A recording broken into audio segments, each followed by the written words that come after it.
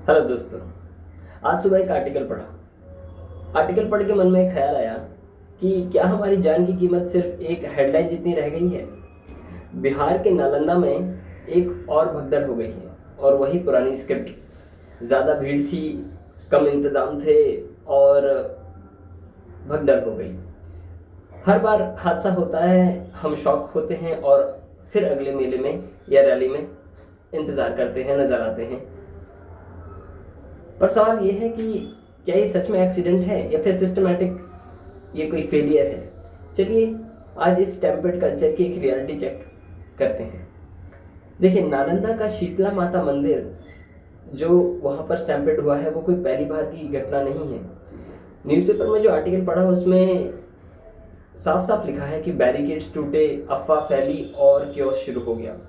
पिछले साल आंध्रा में 9 लोगों के साथ ऐसा ही हादसा हुआ। हरिद्वार में अफवाह ने जान ली। तिरुपति मंदिर में भी भीड़ आउट ऑफ कंट्रोल हुई। अगर हम डाटा देखें तो एनसीआरबी कहता है कि पिछले 3 दशकों में 4000 से ज़्यादा भगदड़ें हुई हैं। 2000 से 2022 के बीच में ही 3000 से ज़्यादा लोग मारे गए हैं। अब पॉइंट ये है कि हम हर साल यही पुराना पैटर्न रिपीट कर रहे हैं। यहाँ पर एक बड़ा कोट है डब्ल्यू एडवर्ड डेमिंग्स का। वो कहते हैं कि सिस्टम की फेलियर्स एम्प्लॉय की वजह से नहीं होती बल्कि फॉल्टी प्रोसेसेस की वजह से होती है। हम हमेशा पॉलिसी या मंदिर कमेटी को ब्लेम करके निकल जाते हैं, पर प्रॉब्लम डीप रूटेड है। हमारा क्राउड मैनेजमेंट रिएक्टिव है, प्रोएक्टिव नहीं। हादसा होने के बाद इंक्वायरी बैठती है, पर हादसा रोकने के लिए टेक्नोलॉजी और प्लानिंग कहाँ है। जब पता है कि महावीर जयंती और मंगलवार को भीड़ बढ़ेगी तो अरेंजमेंट्स इनएडिक्वेट कैसे रह गए। This is a classic case of negligence, अब यही कह सकते हैं। ये सिर्फ मंदिरों तक लिमिटेड नहीं है, पॉलिटिकल रैलीज में भी वही हाल है। साउथ के एक्टर अगर पॉलिटिशियन बन जाते हैं, जैसे कि विजय की रैली तो आपको याद ही होगी, 39 लोग इंजर्ड हुए। इंटरनेशनल लेवल पर देखिए तो सऊदी अरेबिया ने हज के लिए स्मार्ट क्राउड मैनेजमेंट इम्प्लीमेंट किया हुआ है, एआई और हीट मैपिंग का यूज़ करके।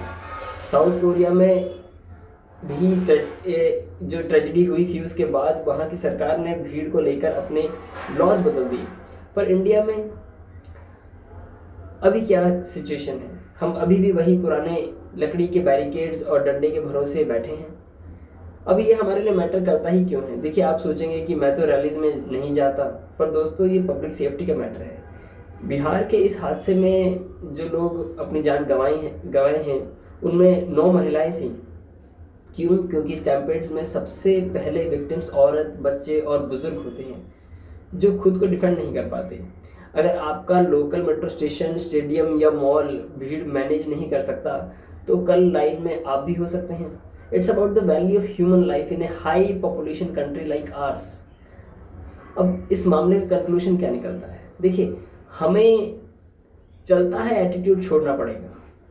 क्राउड मैनेजमेंट कोई ऑप्शन नहीं, एक मैंडेटरी साइंस होनी चाहिए। सुप्रीम कोर्ट ने इसे सरकार की जिम्मेदारी बताया है, पर एज ए सिटीजन्स क्या हम इतने अवेयर हैं कि भीड़ वाली जगहों पर सेफ्टी नॉर्म्स की डिमांड करें। अगली बार किसी भीड़ का हिस्सा बनने से पहले सोचिए क्या वहाँ से निकलने का रास्ता है, क्योंकि सिस्टम तब तक नहीं बदलेगा जब तक हम सवाल नहीं पूछेंगे। Stay safe, stay aware. आपको क्या लगता है इसका परमानेंट सोल्यूशन क्या है? कमेंट में बताइए। जय हिंद, बाय।